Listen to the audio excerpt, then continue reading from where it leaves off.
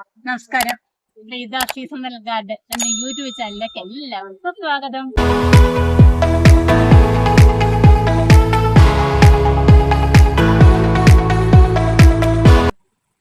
ഇന്ന് നമ്മുടെ പ്രതിപാദ്യ വിഷയം എന്ന് പറയുന്നത് പേരച്ചെടിയുടെ ലെയറിങ്ങും അതിന്റെ കെയറിങ്ങും അതിന്റെ നടൽ രീതികളെ കുറിച്ചുമാണ്. ഇത് കണ്ടോ, ഇത് എന്താണെന്ന് മനസ്സിലായോ? ഇതാണ് സ്ട്രോബെറി പേര. നട്ട 3 മാസം ആവുമ്പോ തന്നെ ഇത് പൂക്കാനും കഴിക്കാൻ തുടങ്ങി. ഇതാണ് ഇത് മുട്ടൊക്കെ വന്നു തുടങ്ങി. 3 മാസം കഷ്ടിച്ചാവുന്നതേ ഉള്ളൂ. ഇതുണ്ടോ, കാണാൻ നിങ്ങൾക്ക് തോന്നുന്നു, എനിക്ക് വീഡിയോ കാണാൻ തോന്നുന്നു. ഇങ്ങനെ ചെറിയ മുട്ടൊക്കെ വന്നു തുടങ്ങുന്നുണ്ട്. ചെറുതൊക്കെ ഇത്രയൊക്കെ ആയിട്ടുണ്ട് എന്ന് പറഞ്ഞാൽ പ്രായഭേദമന്യേ ആർക്കും കഴിക്കാവുന്ന ഒരു ഫ്രൂട്ടാണ് പേരയ്ക്ക എന്ന് പറയുന്നത്. വൈറ്റമിൻ സിയുടെയും വൈറ്റമിൻ ബിയുടെയും ഒരു കലവറ തന്നെയാണ് ഈ ഫ്രൂട്ട്. വീട്ടുവളപ്പിൽ ധാരാളം ഫ്രൂട്ട്സ് പ്ലാന്റുകൾ വെച്ച് പിടിപ്പിക്കാറുണ്ടെങ്കിലും ഈ പേരച്ചെടി അധികം ആരും വെച്ച് പിടിപ്പിക്കാറില്ല.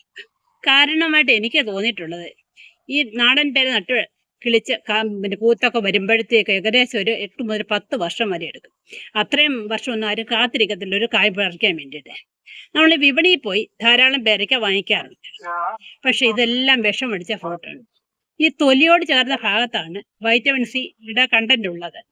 നമ്മൾ തൊലി വിഷം മാറ്റാൻ വേണ്ടി തൊലി ചെത്തി കളഞ്ഞിട്ട് കഴിക്കാമെന്ന് വിചാരിച്ചാലും യാതൊരു പ്രയോജനമില്ല. അതുകൊണ്ട് എല്ലാവരും വീട്ടിൽ ഒരു പേരത്തൈ നട്ടുപിടിപ്പിക്കേണ്ട ആവശ്യമാണ്.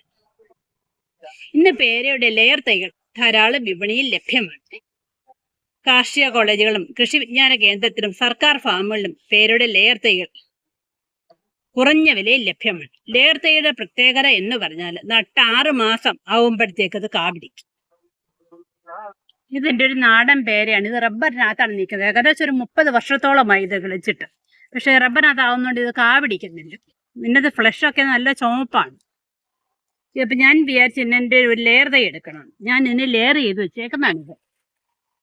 കണ്ടോ, കുപ്പിയിലും ട്രാൻസ്പെറൻ്റ് ആയിട്ടുള്ള പ്ലാസ്റ്റിക് കവറിലോ കുപ്പിയിൽ എങ്ങനെ വേണമെങ്കിൽ നമുക്ക് ലെയർ ചെയ്യാൻ പറ്റും. ഞാനൊരു കുപ്പിയിൽ ലെയർ ചെയ്തിട്ടുണ്ട്, പ്ലാസ്റ്റിക് കവറിൽ ലെയർ ചെയ്തിട്ടുണ്ട്. അത് കാണിക്കുക ലെയറിങ് എങ്ങനെയാണെന്ന്.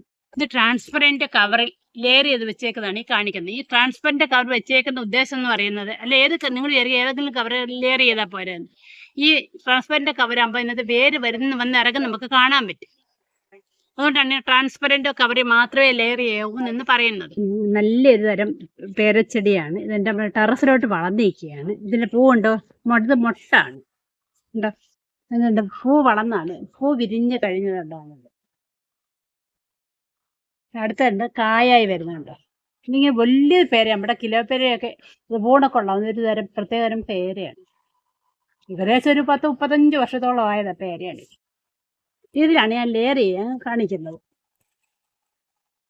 ഏകദേശം പെൻസിൽ വണ്ണമുള്ള തണ്ട് വേണം നമ്മൾ ലെയറിങ്ങിന് വേണ്ടി ഉപയോഗിക്കാം. നമുക്ക് ലെയറിങ് എങ്ങനെയാണെന്ന് നോക്കാം. ആദ്യമായിട്ട് ഇവിടെ ഇങ്ങനെ ഒരു ചെറുതായിട്ട് റൗണ്ട് ഇങ്ങനെ കട്ട് ചെയ്യേണ്ട ഒരു ഷേപ്പ് പോലെ തൊട്ട് താഴെ മുറിക്കരുത്, ഇങ്ങനെ ഒരു അടയാളം കൊടുക്കും. അതെന്താണ് ഇപ്പം നമുക്ക് കാണിക്കും. ഇവിടെ വരുമ്പോൾ നമുക്ക് തൊലി മാറ്റാൻ, അതിനാണ് അങ്ങനെ ഒരു അടയാളം കൊടുക്കുന്നത്. ഇതിൻ്റെ ലെയറിങ്ങിന് വേണ്ടി ഉപയോഗിക്കുന്ന കത്തിയാണ്. ഇത് സ്റ്റീലിൻ്റെ ഒരു കത്തിയായതുകൊണ്ട് ഇതിനകത്ത് തുരുമ്പ് മറ്റ് കുഴപ്പങ്ങളൊന്നും ഇതിലുണ്ടാകത്തില്ല.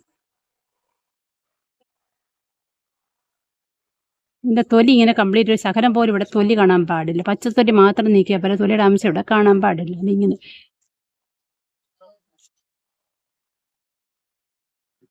വരേണ്ട കംപ്ലീറ്റ് തൊലി മാറ്റും. ഇതിൻ്റെ നോക്കിയാട്ടെ, ഇതിൻ്റെ തൊലിയെല്ലാം ഞാൻ കംപ്ലീറ്റ് മാറ്റിയെടുക്കും. ഇനി നമുക്ക് ലെയർ ചെയ്യാനുള്ള മിശ്രിതം തയ്യാറാക്കാം.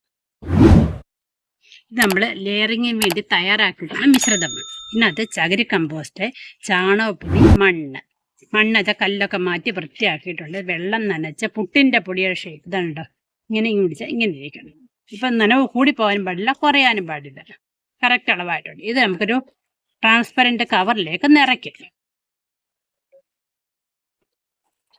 ട്രാൻസ്പെറൻറ്റ് കവറാണ്, ഇതിലേക്ക് നമുക്ക് നിറയ്ക്കും.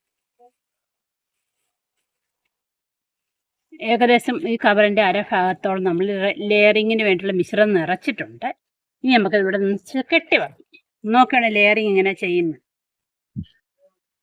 നല്ലൊരു പ്ലാസ്റ്റിക്കിൻ്റെ വെള്ളയിട്ട് നല്ലതായിട്ട് ടൈറ്റ് ചെയ്ത് കെട്ടും. നല്ലതായിട്ട് ടൈറ്റ് ചെയ്ത് വേണം കെട്ടാൻ.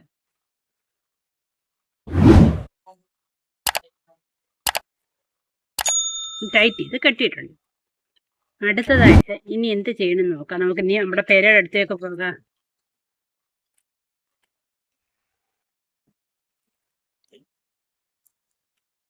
രണ്ടു മൂന്ന് വള്ളി അതിന് വേണ്ടി വേണം നമുക്ക്. നമ്മുടെ പെരയുടെ അടുത്തേക്ക് പോകാം. നമുക്ക് നോക്കാം ഇനി എന്ത് ചെയ്യണം നോക്കാം. ഈ കെട്ട് വെച്ചിട്ട് കവരെ നടുക്ക് ഇങ്ങനെ കംപ്ലീറ്റ് കെട്ടിയരുത്, ഇങ്ങനെ ചെറുതായിട്ടൊന്ന് പോന്തുക. എന്നിട്ട് അടുത്ത പ്രോസസ് നോക്കിക്കണം. നമ്മളെ മിശ്രം നിറച്ച കവർ നെടുക ഇങ്ങനെ ഒന്ന് പോന്തി. എന്നിട്ട് എന്ത് ചെയ്യണം നോക്കിയാട്ടെ, നേരെ ഇങ്ങനെ താത്ത് വെക്കും. താത്ത് വെച്ചിട്ട് നന്നായിട്ട് താത്ത് വെക്കണം. കാരണം ഈ നമ്മൾ തൊലി മാറ്റിയ ഭാഗമേ നന്നായിട്ട് ഈ മിശ്രം കൊണ്ട് മൂടിയിരിക്കും. നന്നായിട്ട് ടൈറ്റ് ചെയ്ത് അത് കെട്ടുക. അതാണ് നേരത്തെ ഞാൻ ചരടിൻ്റെ കാര്യം പറഞ്ഞത്. തിരിയാൻ പാടി നല്ലതായിട്ട് ടൈറ്റ് ചെയ്ത് കെട്ടണം. ഇത് എനിക്ക് ഇവിടെ നിൽക്കുന്നതുകൊണ്ട് എനിക്ക് കെട്ടാനൊരു ഇച്ചിരി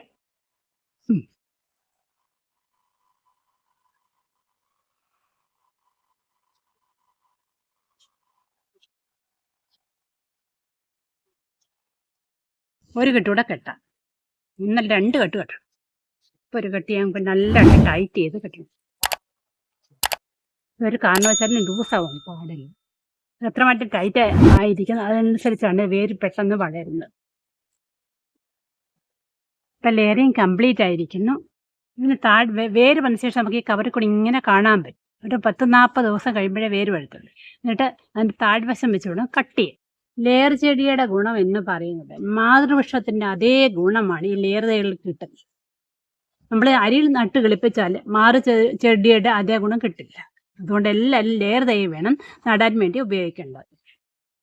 ലെയറിങ് എന്ന പ്രോസസ്സ് കംപ്ലീറ്റ് ആയിരിക്കുന്നു.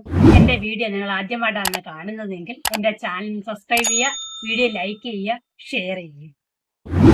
നമ്മുടെ കാലാവസ്ഥയ്ക്ക് അനുയോജ്യമായ ഇനങ്ങൾ, പേരയുടെ പ്രൂണിങ് എങ്ങനെയാണ്, ഇവൻ്റെ നടീൽ രീതി, എന്നിവയെക്കുറിച്ചെല്ലാം അടുത്ത വീഡിയോ ഞാൻ പ്രതിപാദിക്കുന്നതാണ്. അടുത്തൊരു വിഷയമായി അടുത്ത ദിവസം കാണാം.